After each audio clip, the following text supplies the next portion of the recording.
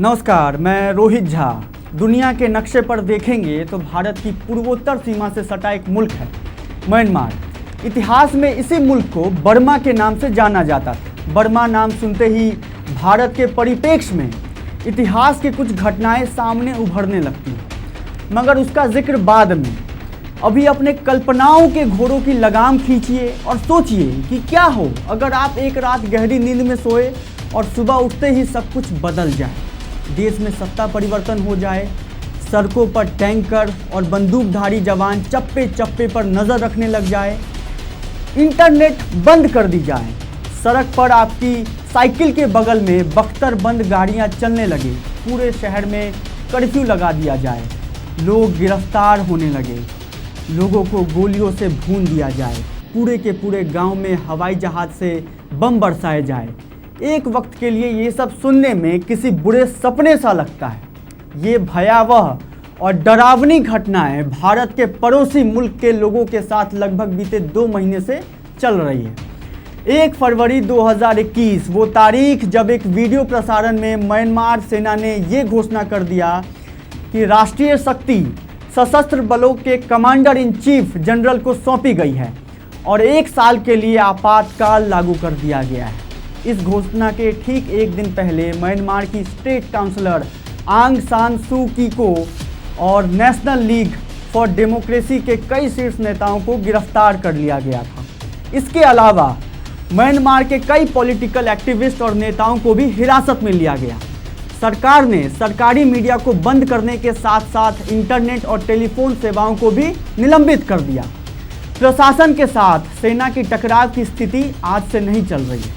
पिछले साल नवंबर में हुए संसदीय चुनावों के परिणामों की घोषणा के बाद से ही म्यांमार सेना ने चुनाव में भारी धांधली का आरोप लगाया था।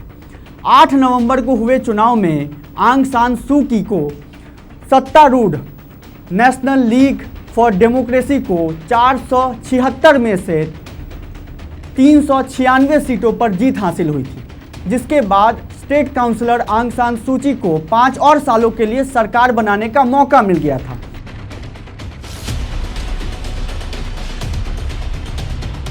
लेकिन इसी चुनाव के 2 महीने बाद ही म्यांमार में दूसरी बार तख्ता पलट कर दिया गया। दूसरी बार इसलिए कि ये सैन्य तख्ता पलट 1990 में हुए घटनाक्रम का दोहराव है, जब तत्कालीन चुनाव परिणामों को रद्द कर सू की तथा अन्य नेताओं को गिरफ्तार कर लिया था। फिर लगभग 2 दशक बाद 2012 में सैन्य शासन को आंशिक रूप से हटाकर सू की 2016 में सत्ता में आई थी। लेकिन अब फिर से म्यांमार अपने इतिहास के उसी कड़ी को दोहरा रहा है। तख्ता पलट के खिलाफ और म्यांमार में लोकतंत्र की बहाली के लिए बड़ी संख्या में लोग सड़कों पर उतर आए। न्यूज़ एजेंसी रॉयटर्स के मुताबिक प्रदर्शनकारियों और सेना के बीच हुई हिंसक झड़प में अब तक 500 से ज़्यादा नागरिकों की मौत हो गई है। म्यांमार सेना के कत्लेआम और बर्बरता को आप इसी से समझ सकते हैं कि सेना के हमले से अपनी जान बचाने के लिए लगभग 3000 लोग म्यांमार से थाईलैंड भाग गए हैं। कुछ लोग अपनी जान बचाने के लिए किसी जंगल में छिप गए हैं, तो कोई बॉर्डर क्रॉस करके पड़ोसी मुल्क में जाने की कोशिश कर रहा है। दुनिया के कई देश इसकी भर्त्सना कर चुके हैं। जिस दिन भारत में होली खेली जा रही थी, उसके ठीक एक दिन पहले 27 मार्च को म्यांमार में खून की होली खेली गई। उसी दिन म्यांमार में सशस्त्र सेना दिवस मनाया जाता है। सेना के द्वारा म्यांमार के नागरिकों को चेतावनी दी गई थी कि अगर वो अपने घरों से बाहर निकले तो उन्हें गोली मार दी जाएगी। मगर लोग यही नहीं रुके। लोकतंत्र की बहाली की मांग करते हजारों प्रदर्शनकारी हाथों में तख्तियां लिए सेना के परेड के दिन भी बड़ी संख्या में सड़कों पर उतर आए। उसके बाद देखा गया सबसे खूनी झड़प। सेना ने लोगों पर गोलियां चलाई, देखते ही देखते लाशें बिछ गई। जरा सोचिए कि जिस दिन म्यांमार के बच्चे, बूढ़ों, औरतों और निहत्थे मर्दों को बुरी तरीके से मारा जा रहा था, उस दिन भारत क्या कर रहा होगा। देखने और सुनने में बड़ा अजीब लग सकता है, मगर यही हकीकत है कि भारतीय सेना की एक टुकड़ी 27 मार्च को म्यांमार के आर्मी डे परेड में हिस्सा ले रही थी। है ना गजब बात। मोटी बात इतनी सी है कि जब म्यांमार की सेना म्यांमार में लोकतंत्र को कुचल कर लोकतंत्र की मांग करते लोगों की कत्ल कर रहा था, उसी वक्त दुनिया के सबसे बड़े लोकतंत्र की सेना की एक टुकड़ी म्यांमार की सेना के साथ परेड कर रहा था। म्यांमार सैन्य परेड में भारत की उपस्थिति ऐसे समय में हुई है जब सैन्य तख्तापलट और प्रदर्शनकारियों के खिलाफ हिंसा पर सरकार की चुप्पी को लेकर सवाल उठाए जा रहे हैं। ये कौन सी विदेश नीति है जिसमें किसी के मरने पर हमारे श्रीमुख से एक आह तक की आवाज ना निकले? बात इतनी सी नहीं है। सेना की कार्रवाई से बचने के लिए म्यांमार के तमाम नागरिक भारत में भी शरण लेने की कोशिश कर रहे हैं। इन हालातों के बीच मणिपुर सरकार ने एक आदेश जारी कर दिया कि सिविल सोसाइटीज और जिला प्रशासन को म्यांमार से आने वाले किसी भी शरणार्थी के लिए खाने पीने या शरण देने की व्यवस्था न की जाए। इस लाइन को फिर से सुनिए, गौर से सुनिए। आदेश में कहा गया है कि शरणार्थियों के लिए खाने पीने या शरण देने की व्यवस्था नहीं की जाए। मणिपुर में बीजेपी की सरकार है और एन बीरेन सिंह मुख्यमंत्री है। इस आदेश में साफ साफ लफ्जों में कहा गया है कि जो भी म्यांमार वासी भारत में शरण लेने की कोशिश करे उन्हें विनम्रतापूर्वक मना कर दिया जाए। इस आदेश पर जब विवाद हुआ और हल्ला मचना शुरू हुआ, फिर बाद में सरकार ने इस आदेश को वापस ले लिया। सिंपल सा बात है। बात सिर्फ इस आदेश की नहीं है, बात उस चुप्पी की भी है जो निहत्थे लोगों की सामूहिक हत्या पर भारत की तरफ से मौन धारण कर लिया जाए। म्यांमार या इतिहास का बर्मा 1937 तक भारत का ही एक हिस्सा था। 1937 से पहले ब्रिटिश ने बर्मा को भारत का राज्य घोषित किया था, लेकिन फिर अंग्रेज सरकार ने बर्मा को भारत से अलग करके उसे एक ब्रिटिश क्राउन कॉलोनी बना दिया था। बर्मा से एक और नाम जुड़ा हुआ है जिसका जिक्र यहाँ पर किए बिना भारत की आज़ादी की लड़ाई की कहानी कभी पूरी नहीं हो सकती। कभी सुभाष चंद्र बोस ने म्यांमार को अपनी कर्मभूमि बना लिया था। अंग्रेज़ों के सामने झुकने से इनकार कर देने वाले बोस ने अंग्रेज़ों के खिलाफ ही हुए युद्ध में बर्मा को मिलिट्री बेस बनाया था।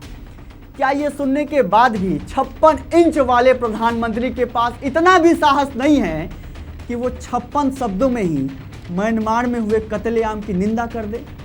बंगाल में चुनाव हो रहे हैं, इसलिए गाहे बगाहे सुभाष चंद्र बोस का जिक्र भी आ ही जाता है। इसी संदर्भ में यहाँ जिक्र विवेकानंद का भी किया जाना चाहिए। पिछले साल जनवरी के महीने में जब हजारों लाखों लोग नागरिकता संशोधन कानून के खिलाफ सड़कों पर थे, तब प्रधानमंत्री नौका विहार करते हुए बेलूर मठ पहुंचे थे। मौका था स्वामी विवेकानंद की जयंती का, और प्रधानमंत्री के कोलकाता पहुंचते ही टीवी पर फ्लैश किया गया कि प्रधानमंत्री स्वामी विवेकानंद को अपना गुरु मानते हैं। वाकई एक शिष्य अपने गुरु की हर बात से सीख जरूर लेता है। 1893 में शिकागो में दिए गए एक भाषण में विवेकानंद कहते हैं कि मुझे गर्व है कि मैं उस देश से हूँ जिसने सभी धर्मों और सभी देशों के सताए गए लोगों को अपने यहाँ शरण दी। मुझे गर्व है कि हमने अपने दिल में इजराइल की वो पवित्र यादें संजो रखी है जिनमें उनके धर्म स्थलों को रोमन हमलावरों ने तहस नहस कर दिया था और फिर उन्होंने दक्षिण भारत में शरण ली। मुझे गर्व है कि मैं एक ऐसे धर्म से हूँ जिसने पारसी धर्म के लोगों को शरण दी और लगातार अब भी उनकी मदद कर रहा है। ये स्वामी विवेकानंद कहते हैं, उनकी लाइनें हैं। जब आप विवेकानंद और बोस को पढ़ने लग जाते हैं तो सवाल करने लग जाते हैं, और सवाल करना मौजूदा वक्त में सबसे बड़ा अपराध है। इससे बड़ी विडंबना क्या होगी कि एक तरफ प्रधानमंत्री विवेकानंद को अपना गुरु मानते हैं, दूसरी तरफ उन्हीं की सरकार पड़ोसी मुल्क के दमनकारी नीतियों के खिलाफ मौन नीति अपना लेती है। वैसे फर्क इसमें भी है कि 1971 में इंदिरा गांधी के आदेश पर भारतीय फौजें पूर्वी पाकिस्तान में घुस गई थी, फिर वो नया बांग्लादेश बनवा कर ही लौटी। आज भारतीय सेना म्यांमार की सेना के साथ परेड में हिस्सा ले रही है। बताइए।